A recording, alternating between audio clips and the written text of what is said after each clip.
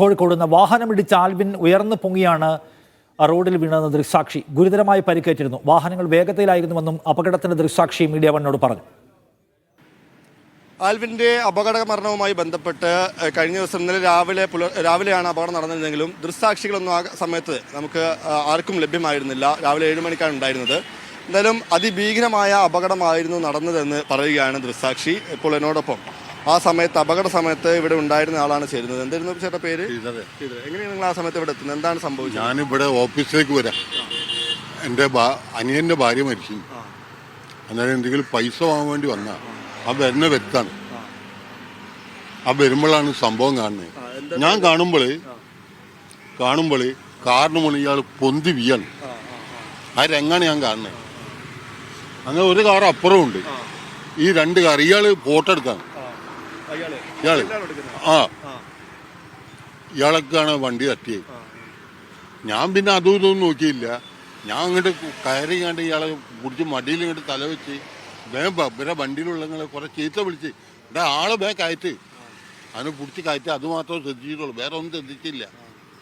എന്ത് നല്ല പരിക്കുണ്ടായിരുന്നു ആ സമയത്ത് തന്നെ? പരിക്ക് തല ഇങ്ങനെ കുഴഞ്ഞു പോണു. ഞാൻ തല പൊന്നിച്ചപ്പം നിന്ന് എത്ര സമയമായിട്ടുള്ള? ഏത് മണി? ഒരു 6:45 7 മണിനുള്ളിൽ അല്ലേ? 6:45 അത്രേ ഉള്ളൂ. ആ സമയത്ത് ഇവിടെ ആളൊന്നും ഉണ്ടായിരുന്നില്ല അല്ലേ?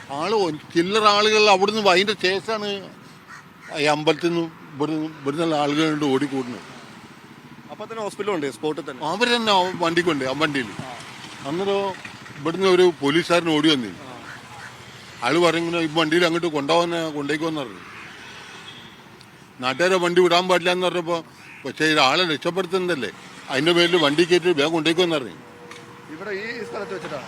അതാ ബ്ലഡല്ലേ എടുക്കുന്നത്. ബ്ലഡാണ്. ഇവിടെ വീണ് ഇവിടുത്തെ സമീപത്തെ സ്ഥാപനത്തിലെ സെക്യൂരിറ്റി ജീവനക്കാരൻ കൂടിയാണ്. അദ്ദേഹം ഈ അപകടം അറിഞ്ഞ് ഓടിയെത്തിയതാണ്. നിങ്ങൾ? ഞാൻ അകത്തിരിക്കുകയായിരുന്നു. അത് ആ സമയത്ത് കണ്ടില്ലായിരുന്നു. അപ്പോൾ ഈ സൗണ്ടും വണ്ടി ബ്രേക്ക് പിടിക്കുന്ന ടൈം സൗണ്ട് കേട്ട് ഞങ്ങൾ പുറത്തേക്ക് വന്നായിരുന്നു. വന്ന് നോക്കുമ്പോൾ എന്താ വെച്ചാൽ ഈ അപകടം പറ്റിയ ആൾ ഇവിടെ കിടക്കാരൻ അന്നപ്പോൾ ഒരു വിറക്കൽ മാത്രമേ ഉള്ളൂ. അപ്പോഴേ നമുക്കറിയാം ഒരു വിധം പോയൊരു ഇതിൽ തന്നെയാണുള്ളത്. പിന്നെ 2 വണ്ടി, ഒരു വണ്ടി ഇവിടെ ഉണ്ട്, ഒരു വണ്ടി തൊട്ടപ്പുറം തന്നെ നിർത്തിയിട്ടുണ്ട്. പക്ഷേ ഏത് വണ്ടിയാണ് തട്ടിയെന്നുള്ളത് നമുക്കൊരു കൺഫേം അല്ല, കാരണം നമ്മളെ കണ്ണുകൊണ്ട് കണ്ടില്ല. പിന്നെ അവർ വന്നു, പിന്നെ ശ്രീധരേട്ടനും പിന്നെ കുറേ ആൾക്കാരുണ്ടായിരുന്നു. ഇവിടുന്ന് എല്ലാവരും പിടിച്ച് ആ വണ്ടി തന്നെ കയറ്റി പെട്ടെന്ന് തന്നെ. ഇവിടെ ഒരു ലൈറ്റോ അങ്ങനത്തെ ഒന്നും നടന്നില്ല. പെട്ടെന്ന് തന്നെ ഇവിടുന്ന് എത്തിക്കേണ്ടടുത്ത് എത്തിച്ചിട്ടുണ്ടായിരുന്നു. പക്ഷേ പിന്നെ ബാക്കിയൊക്കെ ഭഗവാന്റെ കയ്യിൽ നല്ലാണ്ടൊന്നും ചെയ്യാൻ പറ്റില്ല. വലിയ അപകടം ഉണ്ടായതല്ലോ? അതെ, നല്ലൊരു അപകടം തന്നെ. സ്പീഡിലാണ് വരുന്നത്. അത് വണ്ടി ഞാൻ ശ്രദ്ധിച്ചില്ല, ഞാൻ ഉള്ളിലാണുള്ളത്. പിന്നെ കണ്ടുന്ന വിവരമായിരിക്കും. വേറെ പിന്നിലൊരു വണ്ടി ഉണ്ടായി. അവൻ പറഞ്ഞെന്താന്ന് അറിയാം, അവന് ഇവരെ കൂടെ ഉള്ളതാണ്, 2 വീലറല്ലേ. അവൻ പറഞ്ഞത് ബ്രേക്ക് മറ്റേ ഇത് ചവിട്ടുന്നത് മാറിപ്പോയിന്നാ പറഞ്ഞു. അതായിപ്പോയിന്ന് പറഞ്ഞു. അതാണ് അവൻ പറഞ്ഞത്. അല്ല, അവൻ ഇവരെ കൂടെ ഉള്ളതാണ്, അവൻ പറഞ്ഞ അതാണ്. എന്തായാലും ഈ ദൃക്സാക്ഷി വിവരിക്കുന്നതനുസരിച്ച് നമുക്ക് കൃത്യമായി മനസ്സിലാക്കും എത്ര വലിയ അപകടമാണ്, എത്ര വ്യാപ്തിയുള്ള അപകടമാണ് സംഭവിച്ചതെന്ന്. ഈ പരിക്കേറ്റ ഉടനെ തന്നെ സാരമായി ഈ ആൽവിന് പരിക്കേറ്റിരുന്നുവെന്നാണ് ദൃക്സാക്ഷിയായിട്ടുള്ള ശ്രീധരേട്ടൻ പറയുന്നത്.